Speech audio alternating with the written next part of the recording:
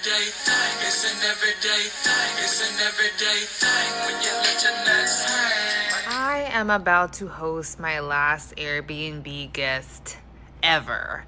I have been a Airbnb superhost for the last 5 years, and I am finally calling it quits, and this is why.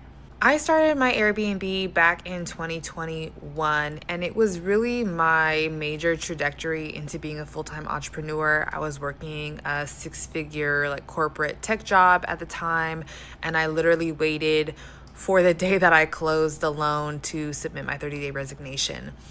That's a story for another day, but to get to the Airbnb, and I know other Airbnb hosts are probably going to resonate with a lot of what I'm saying.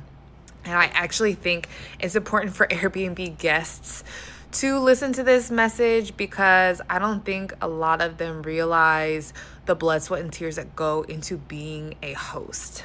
I've been at over 70% occupancy continuously since I started my Airbnb. And it's families who want to have Christmas together who all live in apartments. It's chemo patients who need to have a more comfortable place to stay. It's families who are traveling to visit other families who can't afford to be in a hotel with their kids. It's a lot of people who really truly need the short-term rental market to exist that would not otherwise have the same kind of stay if they were in a hotel and or having to be staying with family and sleeping on the floor and all of that kind of stuff. So I feel really proud, and I felt really proud about all of the families we've been able to host over the years. And genuinely for me, especially as a mom who travels a lot with my family, and I have 3 kids and a husband and all that kind of stuff, it's really been a labor of love. But here's the thing. A lot of guests, for some reason, have this mindset that because you own an Airbnb, that you must be rolling in the dough. That because you own an Airbnb, that you have a full functioning staff of a hotel. You have just massive amounts of indisposable income, that you're not even a person. My very first Airbnb guest, literally the first person, threw a raging party in the house, literally punched holes through the doors. I was in an absolute panic. It was worst case scenario, as you can imagine. And my experience with Airbnb as the corporate aspect of this is less than favorable. They really do side with guests far more than they side with hosts. Even as a super host, which I earned very early on, I have found that Airbnb would constantly run me over the coals when it came to reimbursements for anything. And people be doing nasty ass shit in Airbnbs. Again, it's this idea, right, that there's not a human on the other side, that there's not a family that's doing this as a business venture, but also to provide a service in the community. So we are finally converting our Airbnb into a long-term rental. I'm also really happy to be able to provide a house and a home to a family who has been in apartments. Those kids are growing and need more space. It's been a wild ride. I don't regret it at all. And I would be curious to see if there's any other Airbnb hosts who have done the same.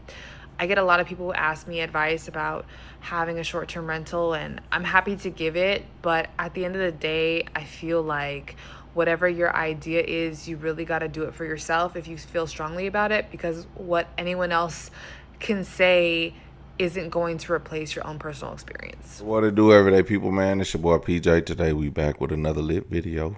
Back in the confessional. Yes, we staying lit, big dog, man. Shout out to my everyday people who rocking with me live, man. Hey, check this out. All right. Listen, man. Airbnbs originally started out as short-term rentals where people can rent out spaces for multiple days, even weeks if necessary. And it made it more comfortable than staying in a hotel. But the fact that people want to stay in Airbnbs for 1 or 2 nights has thrown off the business model of what Airbnbs actually are. They are short-term rentals, not short-term 1 or 2 days. We talking about short-term maybe I'll be here 3 weeks and I need a place to stay. That's affordable. And also, not only that have people gotten off of that, the host, the actual host have gotten off of that, because why are you raising rates during FIFA? You're raising rates when things are happening in the area because you think that you can get more rent if you rent it out to somebody. But if you rent it out long term to somebody, you'll make your $100 a day for 30 days. That's $3,000. Your mortgage is $900, and your cleaning bill is $500, or maybe even less than that. Because if a person is staying there 30 days, you're not having someone come in and clean every day. They may come in and clean once a week just to say, hey, I'm just checking on, make sure I can clean anything, change anything out, and I'll be here. I'll be out your way. And that's how it is. But Airbnbs quickly got away from that business model, and they use it as a weekend getaway. I don't think Airbnbs should be for a weekend getaway unless you have a big family. You have a big family that wants to get away for a weekend, then so be it. But the fact that all the traveling nurses have stopped since it really ramped up during COVID.